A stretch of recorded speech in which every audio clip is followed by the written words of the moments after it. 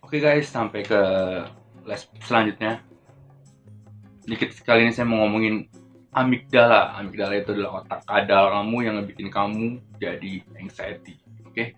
Dan nanti saya kasih dulu apa itu amigdala dan gimana cara kamu ngomong sama amigdala kamu kalau everything's fine, everything's okay. Thank you udah ngasih tauin gue. And sini aja.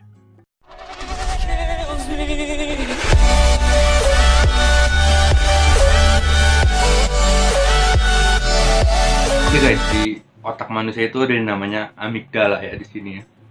Itu tuh dibilangnya otak kadal. Kita bisa sebut kadal, bisa sebut amigdala. Kadal tau kan yang gitu. Itu makanya disebut otak kadal. Kan dia gitu kayak kadal ya. Itu amigdala. Itu yang nyebabin kita anxiety. Itu bagian otak yang bilang ke kita kalau misalnya, "Oi, hati-hati. Di sini ada jebakan. Di sini ada yang membahayakan." Dan tugasnya dia itu dimasukin ke otak kita, bertugas untuk menyelamatkan tubuh kita dari keadaan sakit atau bahaya. Sakit, maupun sakit fisik, maupun sakit hati. Amigdala langsung keluar, langsung nyemprot, seret.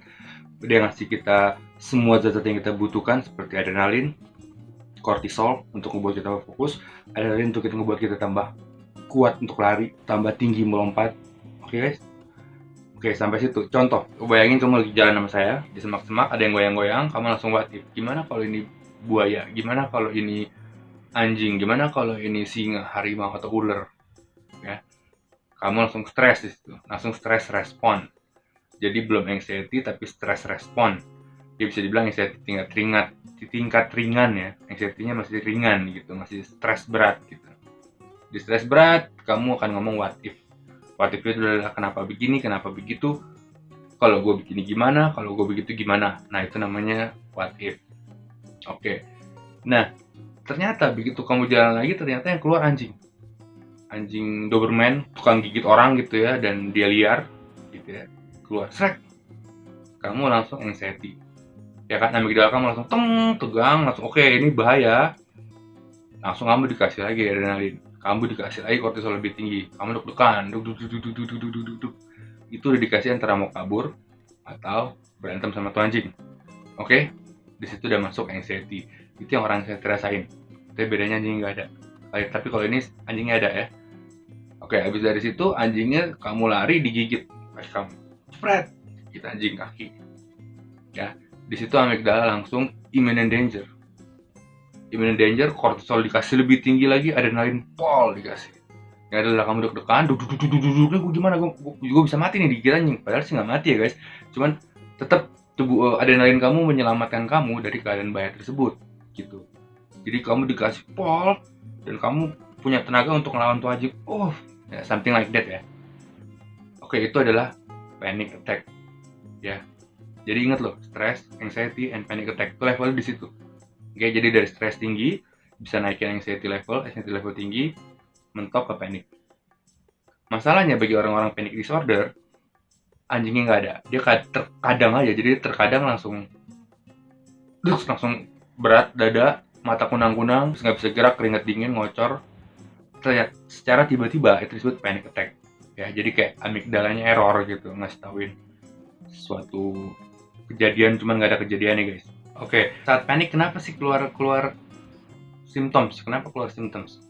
Jadi gini, saat kamu panik, yang saya bilang tadi, saat kamu panic attack, anjingnya kan nggak ada. Jadi kamu nggak tahu, gue kenapa nih, langsung timbul gejala segala macam. Terus kamu ngerasa cepat lelah ya, banyak orang bilang cepat lelah, kelingan, keringat dingin, terus rasa nggak bisa kontrol. Kalau nggak bisa kontrol jelas ya, itu cuma feeling.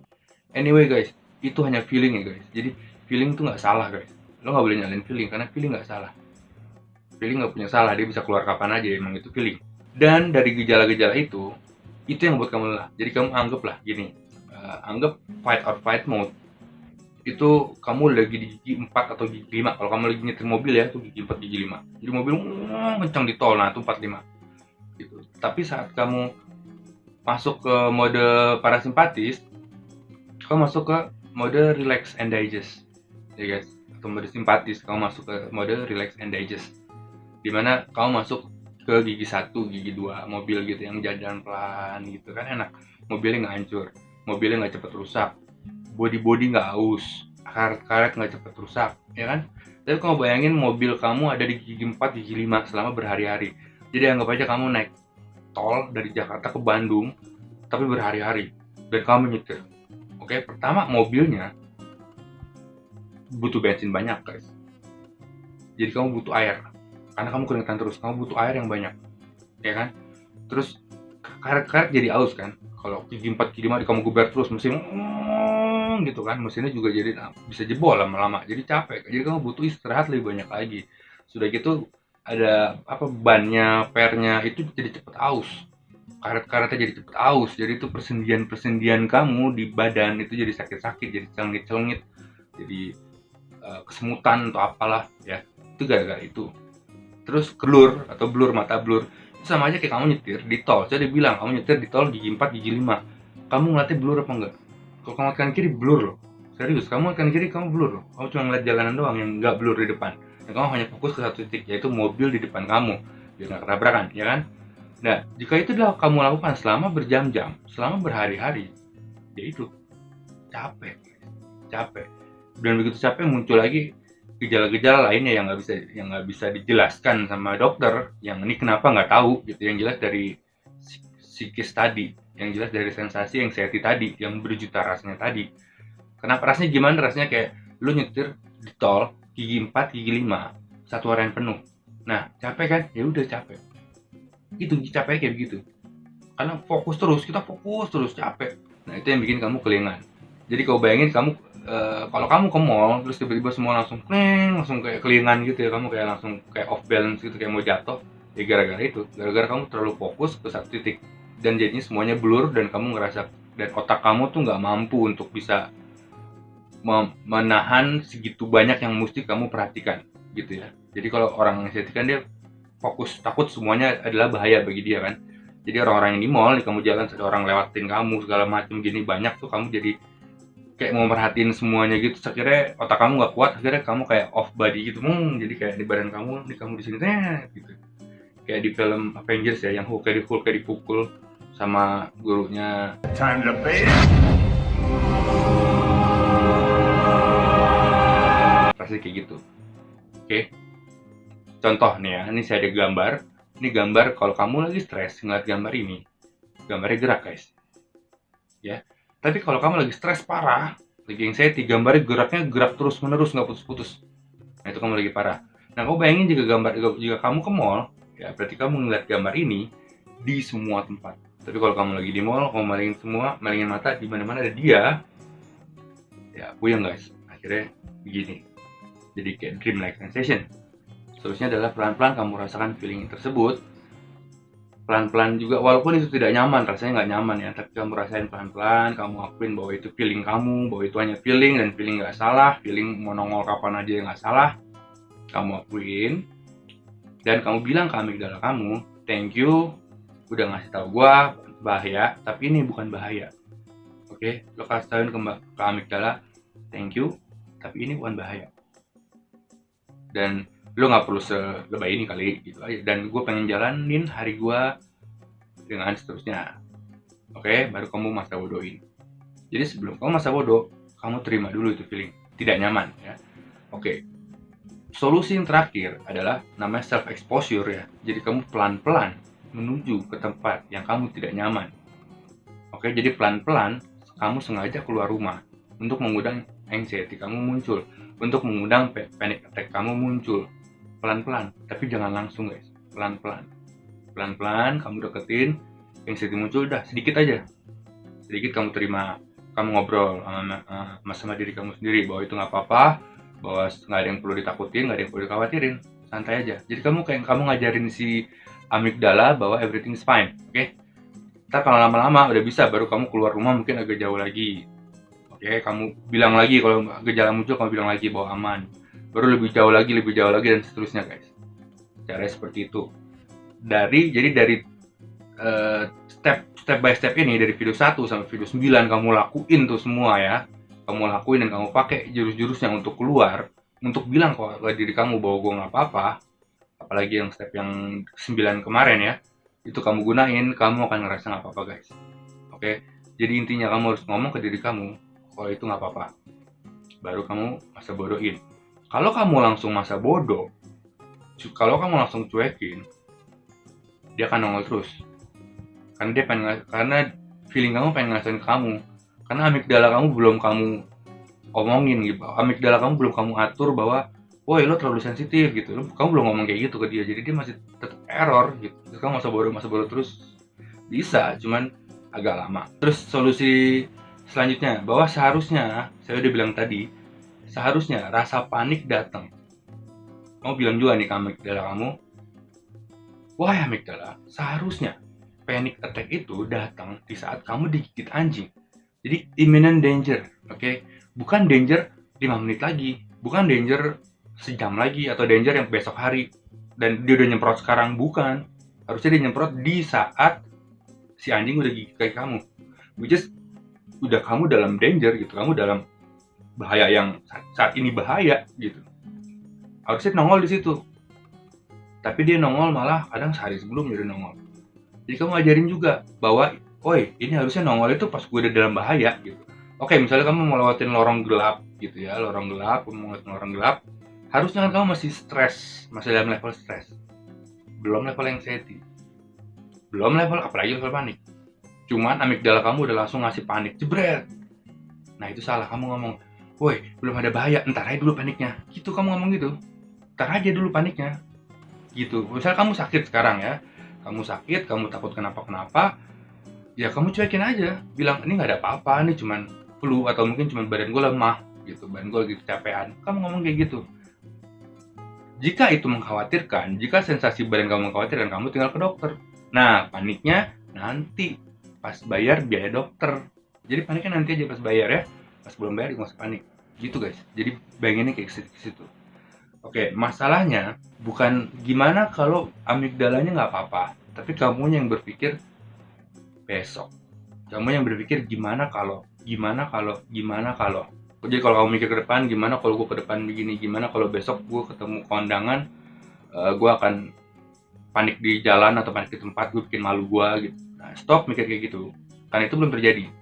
Oke, dan kalau kamu mikir kayak begitu dari sekarang, berarti kamu menyuruh amigdala kamu untuk nyemprotin semua panic attack dari sekarang. Jadi bukan salah amigdala kamu, tapi salah kamu. Salah kamu yang membiasakan diri kamu untuk selalu mengantisipasi.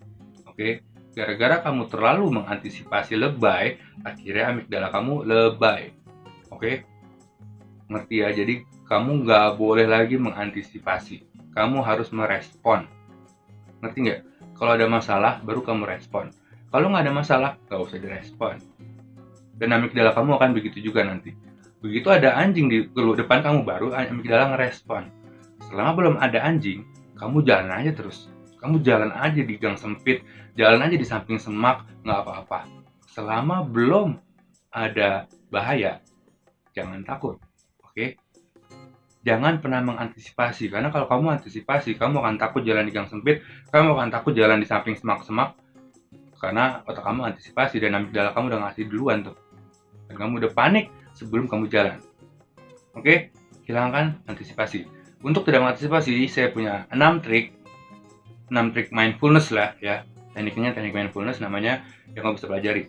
Yang pertama adalah kamu perhatikan sekeliling kamu dan kamu cari warna biru. 5 warna biru. Kalau nggak ketemu warna biru, kamu boleh cari warna hijau. Warna hijau lebih gampang, pasti ketemu 5. Atau warna merah 5. Oke, kamu cari sekeliling kamu, udah gitu kamu dapat 5. Kamu rasakan tekstur 4 tekstur. Jadi kamu bisa rasakan jari kamu, tekstur di jari kamu sendiri. 1, tekstur topi misalnya, kayak gimana kamu rasain ya di jari, ujung jari ya, rasanya gimana teksturnya. 2, dapat ini tekstur baju ini, beda nih guys teksturnya. 3, tekstur kalung mungkin. 4, dapat. Atau kamu bisa ngambil tekstur apalah yang di dekat kamu lah, meja, pulpen, whatever. Oke, terus kamu harus mendengar 3 suara ya, 3 suara. Kamu perhatiin, kalau saya dengar suara mesin gitu, suara jam tik tik tik tik tik, dan suara saya sendiri. Oke, terus kamu cium 2 bau, terus kamu rasakan 1 hal di mulut. Kalau ada kue, kamu makan kue, kamu rasain rasanya di mulut kamu. Atau kamu makan, kamu rasakan rasa di mulut kamu gimana enaknya, melelehnya kayak gimana, itu rasain. Kalau emang nggak ada kue, nggak ada apa-apa di samping kamu minum air putih, kamu rasain air putihnya masuk ke mulut kamu, tenggorokan kamu rasain air putihnya. Kalau nggak ada air, kamu rasain aja langit-langit mulut kamu pakai lidah. Oke? Terus yang kedua, ambil barang kesukaan kamu. Ambil barang kesukaan kamu apa aja yang kamu anggap barang unik. Contoh misalnya barang unik, misalnya kalung. Kamu pegang-pegang kalungnya, kamu rasa-rasain ini kalung dari mana, ini gimana orang buatnya. Atau kamu, kalau saya sih kristal dulu ya, saya punya kristal quartz kayak begini, kristal quartz ya. Ini saya pegang, saya liatin. Jadi otak saya nggak kemana-mana guys. Saya benar-benar ngeliatin itu quartz, itu kristal. Bentuknya saya puter-puterin, dalamnya saya rasain, saya pegang-pegang teksturnya, ya kan. Terus saya liatin, dalamnya bagus nih, begini, gini. Saya perhatiin terus. Jadi kalau saya fokus ke benda itu, pikiran saya nggak ke depan, tapi pikiran saya ke saat ini, ke benda itu. Nah itu menjadi idol saya. Idol tuh pegangan saya. Jadi nextnya, begitu saya berpikir ke depan lagi, saya nggak usah pegang itu benda. Saya baru ngeliat tuh benda aja, udah langsung, oke, Rick, sekarang jangan pikir ke depan, sekarang. Karena benda itu udah terlalu terbiasa gitu ya, saya pegang. Oke, terus yang ketiga, nggak ada yang lebih keren dari kamu bisa ngerasain alam. Jadi kamu jalan, kamu ngerasain alam saat ini. Ya, jadi kamu ngerasain hijaunya pemandangan, burung berkicau, mungkin angin menerpa badan kamu, ngelewatin pinggiran badan kamu ngerasa tenang, wah cahaya mataharinya, mungkin awan, itu yang kamu perhatiin. Jadi kamu bersatu dengan alam saat ini. Jadi kamu menganggap pohon-pohon itu hidup, jadi kamu ngelewatin dia gitu, maksudnya kamu ngelewatin pohon-pohon, atau ya bersatu dengan alam kayak ngebuat kamu grounding dan berada saat ini. Yang ketiga. Yang keempat ini namanya brain immersion ya. Kamu harus melakukan sesuatu hal yang di luar kebiasaan kamu. Itu untuk membuat kamu berada di sini. Yang paling saya dulu sering lakuin adalah saya chat atau saya nulis di Facebook atau nulis cuman pakai tangan kiri. Atau saya nulis pakai pulpen tapi pakai tangan kiri. Ya. Jadi bukan tangan, biasanya saya nulis tangan kanan, cuma saya tulis pakai tangan kiri kali ini. Jadi kalau ngechat, jadi saya chat satu tangan kiri semua. Itu membuat saya bener-bener langsung harus fokus ke situ karena biar pencetannya bener ya. Dan itu membuat saya ada di sini sekarang. Terus kelima, yang paling saya anjurkan adalah kamu fokus ke pernapasan kamu. Ini penting banget guys. Saat kamu fokus ke pernapasan, berarti kamu fokus ke saat ini. Kamu fokus, kamu napas pakai dada atau perut. Kamu napas cepat atau lambat. Atau kamu bisa begini, dan let go semua feeling. Bodo amat lah gitu. Bisa nggak kamu napas kayak gitu? Kamu perhatiin napas kamu, kamu atur. Bisa nggak napas 4-8 bisa nggak? Napas 6-7 bisa nggak? Kayak gitu guys. Terus yang terakhir, rasakan tubuh kamu. Ini udah mulai agak-agak yoga ya. Rasakan tubuh kamu. Kamu bisa ngerasain dari ujung kepala, kamu rasain sambil merem. Jadi sambil kamu buang napas, kamu kayak anggap aja kamu ngebuang napas ke ubun-ubun kamu. Kamu rasain, habis itu kamu buang napas ke alis kamu, ke hidung kamu, ke dagu, terus baru ke bahu sini, baru ke tangan. Atau kalau kamu nggak bisa, kamu bisa bantu dengan pegangan tangan kayak sekali aja, terus kamu rasain, oh ya, sini sekali, rasanya begitu. Terus kamu langsung ikutin terus rasanya. Kamu rasain bahwa kamu ada di sini. Atau kamu cubit tangan kamu, oh ya ada di sini, oh rasanya begini. Oh rasanya begini kalau dicubit, kayak gitu guys. Dan kalau kamu biasa kayak gitu, kamu bisa ngerasain seluruh bagian badan kamu, sampai jempol kamu pun, kamu bisa merasakannya. Dan kalau kamu udah bisa ngerasain dari ujung kepala sampai kaki jempol, kamu udah bisa mindfulness ini. Kamu udah bisa teknik mindfulness, yaitu kamu akan merasa ada di saat ini, kamu gak mikir lagi ke depan, kamu buang yang namanya what if, dan kamu musnahin yang namanya antisipasi. Oke guys, jadilah pemberani guys. Orang pemberani itu, mereka maju tanpa antisipasi. Emang sedikit bodoh ya, tapi bagi orang-orang pemberani, mereka yang mikir dikit guys. Karena kalau mikirnya banyak, jadinya penakut. Kalau penakut, penyakitnya anxiety. Jadi orang-orang pinter, penyakitnya anxiety. Kenapa begitu? Ya begini, kalau saya ngomong gue mau main basket ya, orang-orang yang biasa-biasa aja, mereka akan mikir, oh basket ya, wah seru juga tuh, Atau mereka orang-orang yang petualang, mereka akan ngomong, wow, dia akan ngebayangin dia lagi main basket, lagi nombok. Tapi kalau kita orang-orang pinter, kita akan ngomong, basket ya? Jam berapa? Oh, gue kesana naik apa ya? Gue pakai baju apa? Gue bawa minuman apa enggak? Gue bawa tas yang mana? Gue pakai sepatu yang mana? Dan lain-lain. Dan dia udah nggak bayangin dia main basket. Plus dengan bajunya dan pakaiannya segala macem. Oke, itu orang pinter.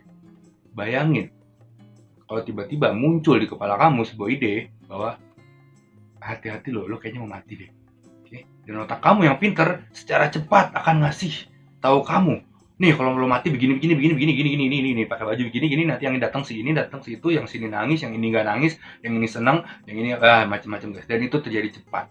Jadi makin cepat, jadi makin pinter kamu, makin cepat kamu kena anxiety, makin cepret langsung panic attack.